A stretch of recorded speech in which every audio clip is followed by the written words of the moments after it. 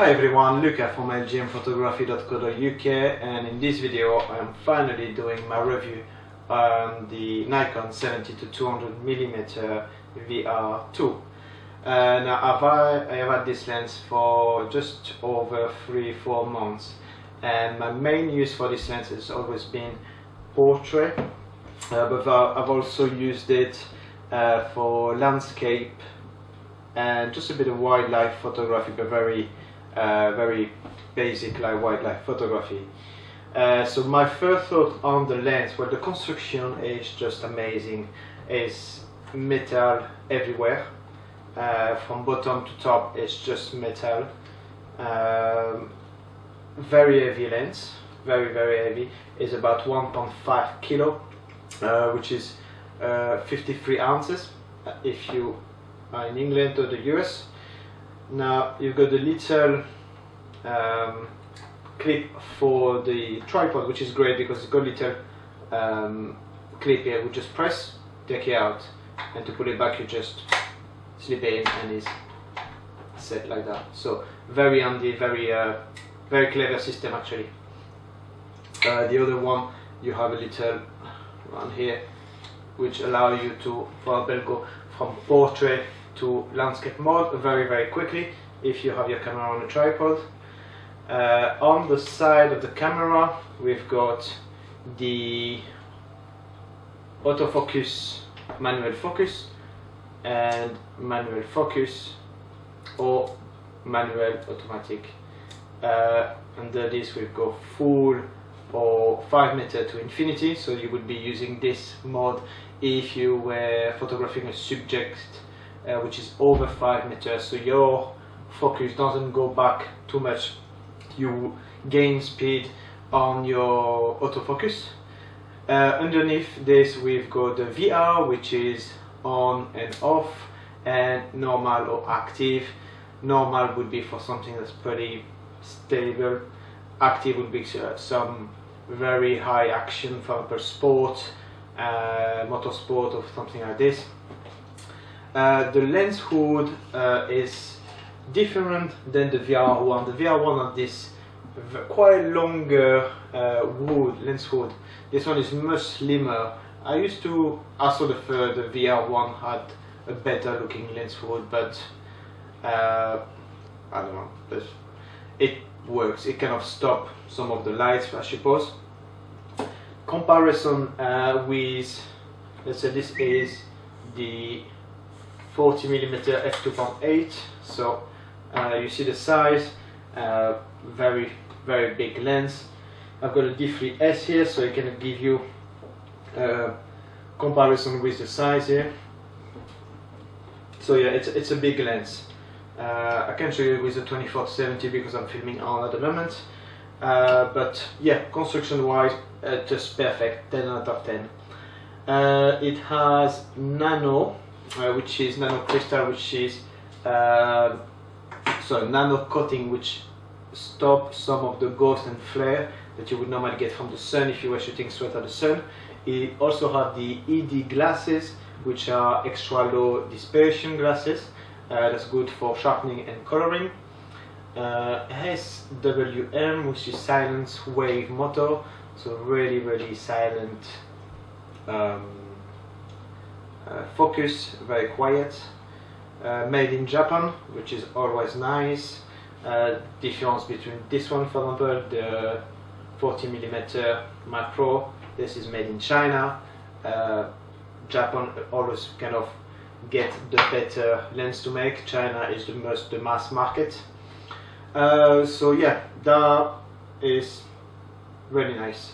So at the back here you obviously have the metal ring here, which kind of is more solid than the plastic ring.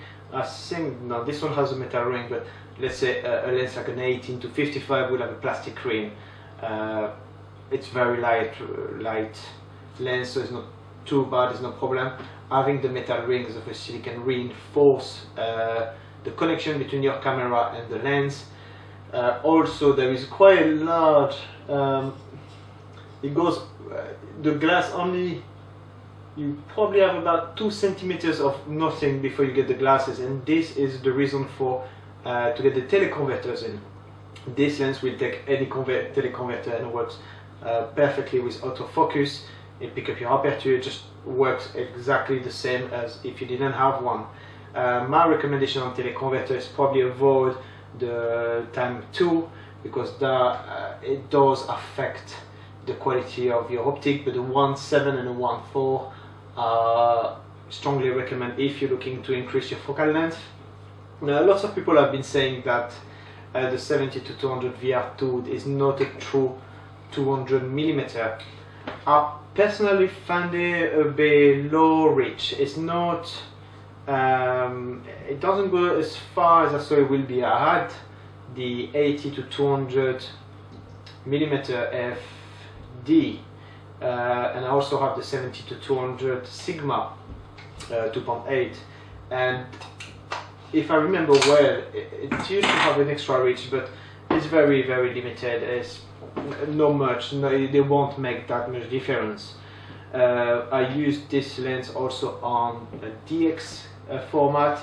I use it a lot on the D7000 for any nature photography I want to do, and oh, I love it on the DX. On D7000, this lens is just incredible. I mean, already on the FX format there is hardly any vignetting at all, even wide open, but on the DX format it's just sumptuous. It's really amazing quality. The colors coming out and the sharpness from the DX format is just out of this world. It really is. I have a Nikon 24-70 and it's not, it doesn't even come close to the quality of this lens. This is definitely the best lens I have in my bag in terms of quality, coloring and sharpness. Cons about this lens is probably the weight. It is a very heavy lens, and carry it all day, it's a bit difficult. Even in a bag, it really cannot show its weight. When at the weddings, I obviously carry quite a lot of equipment. I sometimes take an assistant with me, but sometimes if I don't, obviously I have to carry all the equipment with me, and it does, you know, 1.5 kilo is probably the same weight for the D3S.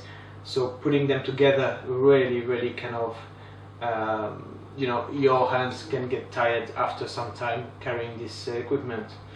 So recommendation wise, I